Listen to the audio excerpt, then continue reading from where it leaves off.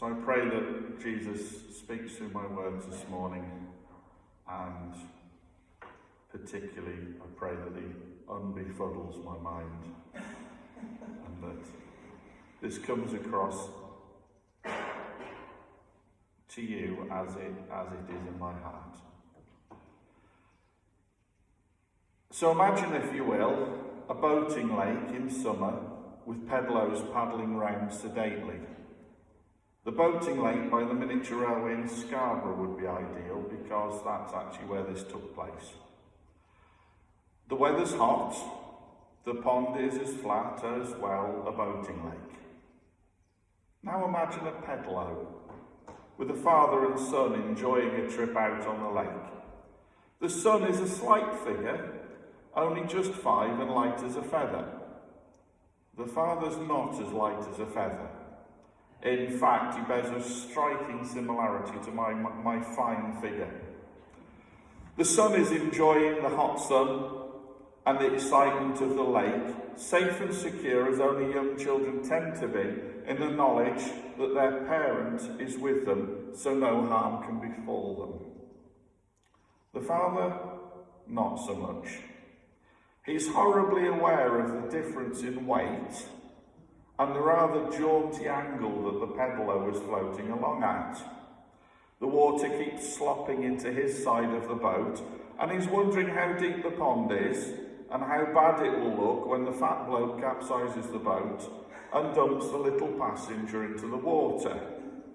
His trust in the situation is tempered by his experience of boats, a reasonable grasp of physics, and a rather self-conscious desire not to get wet. Now, take yourself to 1st century Palestine, to the Sea of Galilee.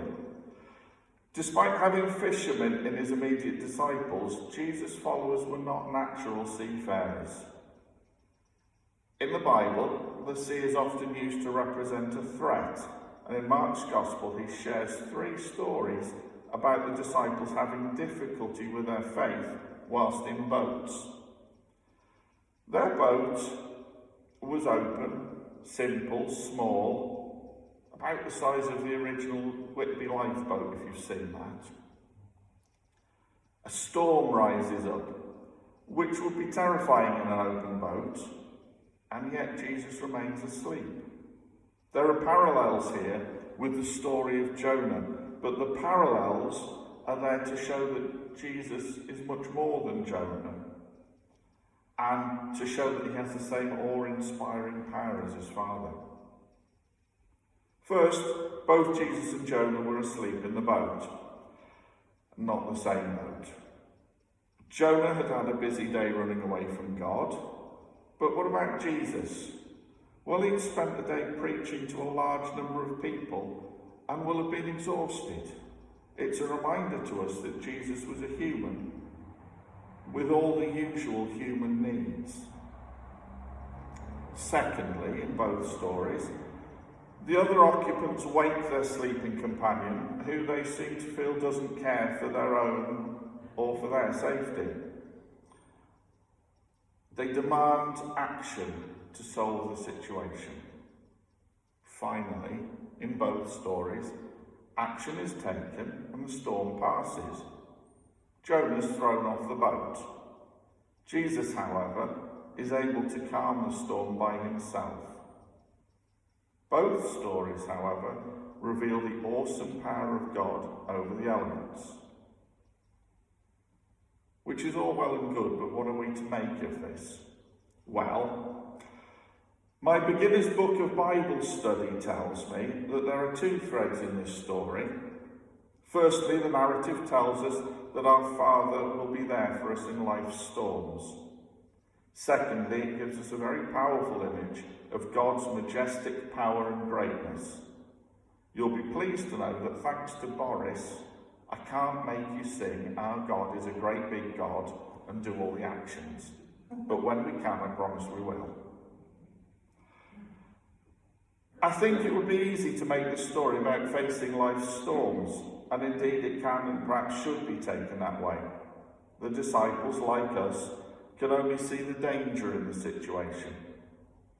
They're terrified by this force that looks set to overwhelm them.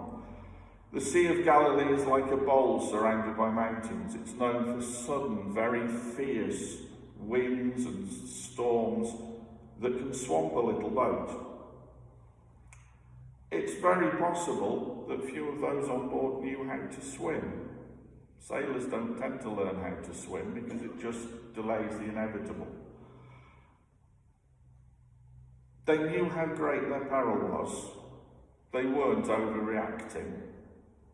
They were justifiably terrified and very literally out of their depth. Those are emotions that we've probably all experienced, even if we haven't ever been in a boat. Now, at this point, it would be tempting to make the sermon about COVID and the storm we've all been facing this past year. And it's a comparison worth making, but I think a bit of a lazy one, as the storm has been so different for each of us. And I also feel that we're probably sick of hearing about it. There are, however, plenty of other storms that life throws at us. Big and little ones. Major storms like losing a loved one, or dealing with ill health, or abuse, or other such personal suffering. Or little storms like losing your keys, or forgetting why you went upstairs, or finding that somebody else has used all the toilet roll. You can probably work out which of those I rant about at home. If the boat is already heavy laden, even a little storm can seem too much and can threaten to cause a disaster. And it's the same for us. If we're too heavy laden, a tiny little storm can overwhelm us too. Something that doesn't appear a big deal can be like that famous Japanese painting of the wave poised to come crashing down and swamp the boat. If I'm honest, in those dark moments, I wouldn't necessarily want someone piously telling me that it would all be okay because God loves me. I've been lucky enough, on occasions when I felt like that, to have amazing friends, including priests, because some of them can be friends. And none of them's told me that.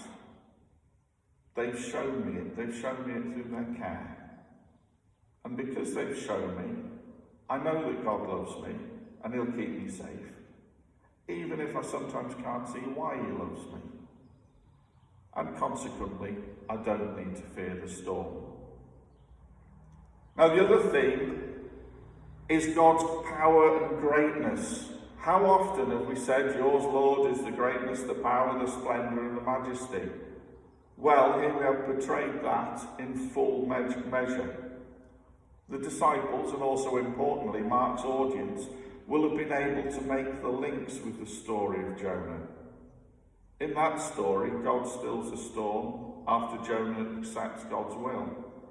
Here, though, they and we can see exactly who is able to wield the power. Their friend and teacher, who they've travelled with, maybe grown up with, is able to still a storm and calm the waves. I'm not sure that stilling the storm in front of me would have calmed my fears if it had been me. Can you imagine being in a small boat with a friend who sleeps through a storm, wakes up, waves his hands, and the storm disappears, and the waves flatten, and then he tells you off for your lack of faith and goes back to sleep? At least the storm is natural and commonplace. A demonstration of that sort of power must have been both awesome and probably terrifying. Should we fear God then? There are plenty of occasions in the Bible where God acts in a way that would logically lead to fear. If it was an action movie, there would be major special effects and people running, screaming. At a demonstration of power like that, I would certainly be terrified. But maybe fear is the wrong word, however, when we're discussing someone who's given us permission to call him Father. The word Abba, which we're taught to use as a word for him, is still used in the parts of the world where Jesus grew up. It's been retained in the Bible, in our English version, because it doesn't really translate into English. It's a shame, really. I would like there to be the word Abba in English. It has the intimacy of daddy, but a healthy degree of respect with it. It's that way that a child says to you, mum or dad, and you know that they have their whole, you and them have their whole hearts, but also that they are worried about how you feel about them. It's an intimate, but it's a very respectful word. For me, it's the perfect explanation of how we should relate to this bewilderingly powerful, potentially very scary deity. With the intimacy of a child, but also that healthy degree of respect for the power and authority of that person. So, to the end of the stories.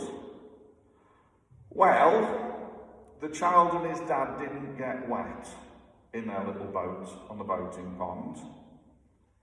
Even if I did bottle out and cut short the hour by a few minutes, quite a few minutes.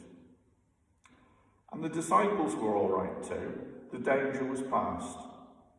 We're in a privileged position compared to the disciples. We know who this powerful figure was, how he had such powers, and how the story continues. They had to trust that he would take care of them, even when the situation looked hopeless.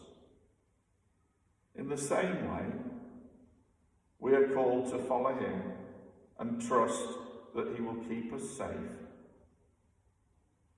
And we follow him with all the trust of a small child. Amen.